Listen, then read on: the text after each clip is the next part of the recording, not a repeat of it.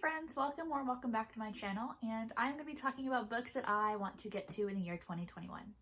This is not an anticipated reads video. This is not like books that are coming out in 2021. This is just books that I personally really want to get to this year. So like either books that I already own and have owned for a while, or books that I don't own yet but I really want to read.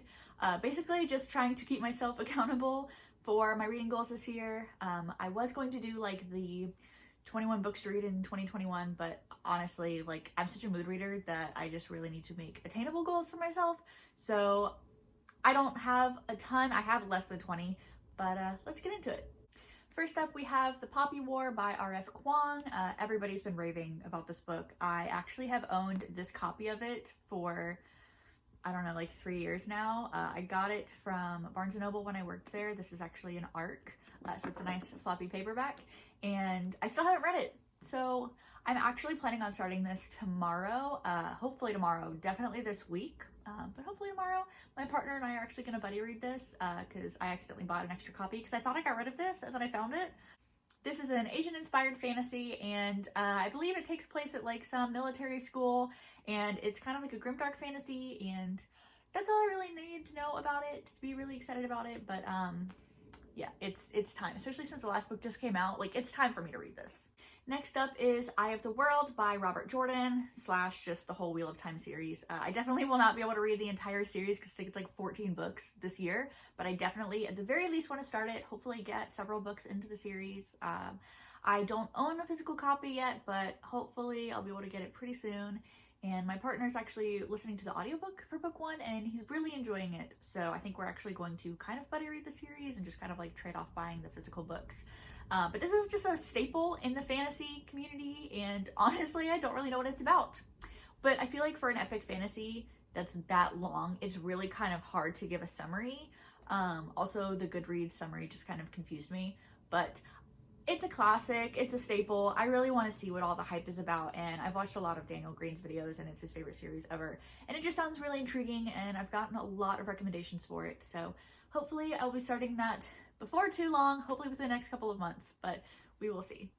Next up is The Lord of the Rings by J.R.R. Tolkien. I actually am about halfway through the first book, so I really just want to finish the series this year. I always like to joke to say I'm a fake fan because I haven't read the books yet, even though like I love Lord of the Rings. I grew up on the movies, so they're very nostalgic for me. So I feel like I have to read the books. That and it's just another fantasy staple, and I'm really enjoying the first one so far. Definitely like similar to the movies, but obviously it goes a lot deeper than the movies. But I think they're pretty good adaptations, and I've heard that they're pretty good adaptations. Either way, I love the series so much in movie format, so I'm hoping to enjoy the books just as much, hopefully more. I know that some people have said that the more versed you are in adult fantasy, when you go back and like reread these, the more you appreciate them. So I'm definitely looking forward to rereading these time and time again over the years. But for now, my goal is just to finish the series. And I feel like I really don't have to explain what this is about. Like, I feel like everybody knows what The Lord of the Rings is about. Yeah. Next up, we have The House in the Cerulean Sea by T.J. Klune. And everyone has been talking about this book the last couple months especially. They've been describing it as a big gay hug, and honestly, that's all I need to want to read it. Like, it's gay, it's warm and cozy. I think it deals with like a magical orphanage. I don't know, I've just heard a lot of really great things about it, and I'm really excited to dive into this. After that, we have The Fifth Season by N.K. Jemisin. I've owned this for about 2 years now, or a year and a half. I picked it up when my reading slump really started, so I started the first couple chapters of it, but my mind was just not in the space to be reading. So I really want to pick this up again soon and hopefully finish the series. I've heard amazing things about it. I believe it's basically about the Earth trying to end civilization. So that sounds really cool. I think it's technically a sci-fi fantasy, but overall, it sounds amazing. I've heard amazing things. I really want to read the series this year, so I'm definitely prioritizing it. My books are falling over. After that, we have this absolute brick of a book, Priory of the Orange Tree by Samantha Shannon. I bought this pretty much right when it came out, when everybody on BookTube was getting it. Not necessarily reading it, but they were at least buying it. This used to intimidate the crap out of me because it is very large. She is thick. However, it's only 800 pages, and Crescent City was longer than this, so I'm no longer intimidated. I'm ready for it. It's about dragons, it's about warring kingdoms, and there's a female-female romance in it, so I have to get to this year. It's my time, I'm ready, we're gonna do this. After that, we have, yet again, another staple in the fantasy world, and that is the Mistborn series by Brandon Sanderson.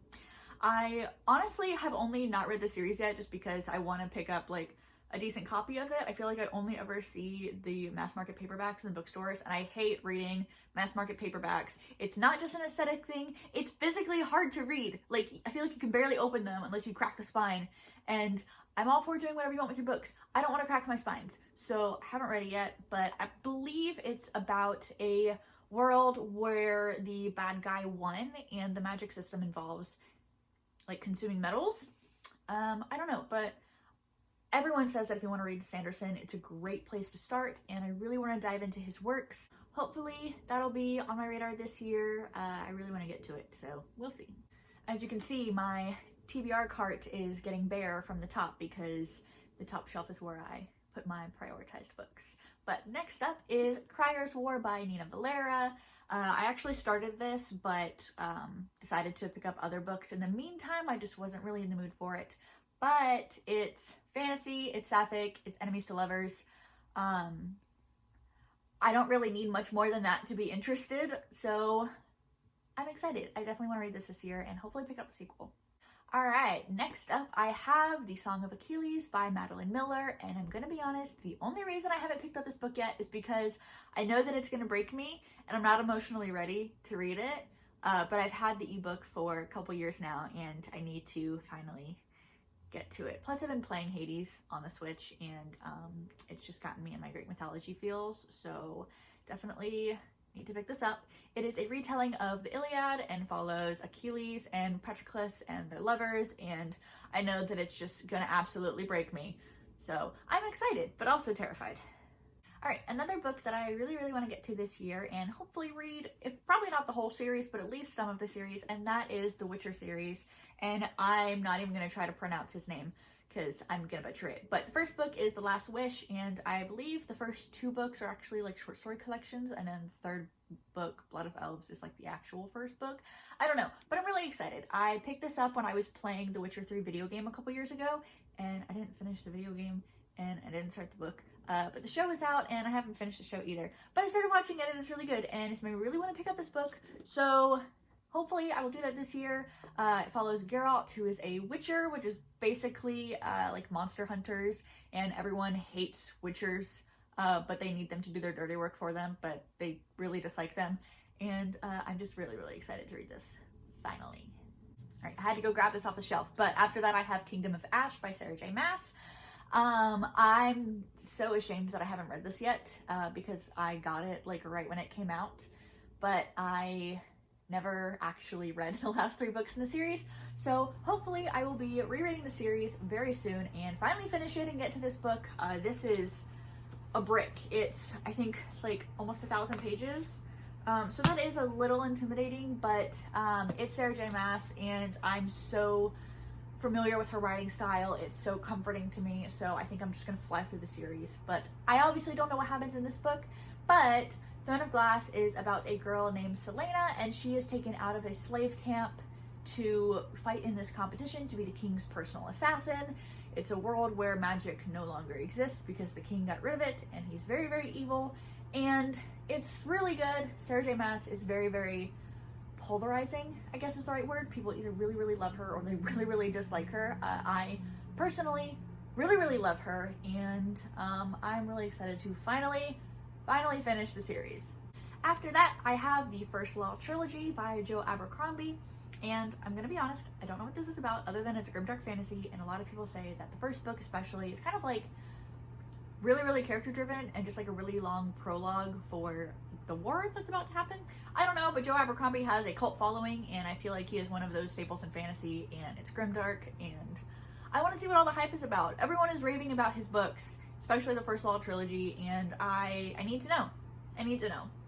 Next up is a book that I am just itching to get my hands on, and that is Rage of Dragons by Evan Winter. This is, I believe, an African-inspired fantasy, and there's dragons in it, and I think like 1 every 2,000 women can call down dragons, and then 1 in every 100 men. I don't know if they turn into dragons or they just kind of transform into like a killing machine.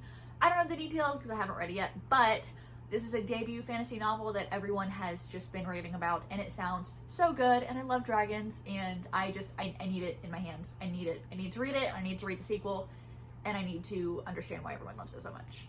Alright, we are almost at the end, but next up I have Legendborn, and that is by Tracy Deonn. This is a newer YA fantasy, beginning of a series. I actually don't read a ton of YA fantasy anymore, but everyone's been raving about this, so I didn't want to pass it up, and I'm really, really excited to read it. I believe it follows a girl whose mother was killed, I think, and she goes to the school, kind of witnesses something magical happening. I'm trying to go off the Goodreads thing that I remember reading.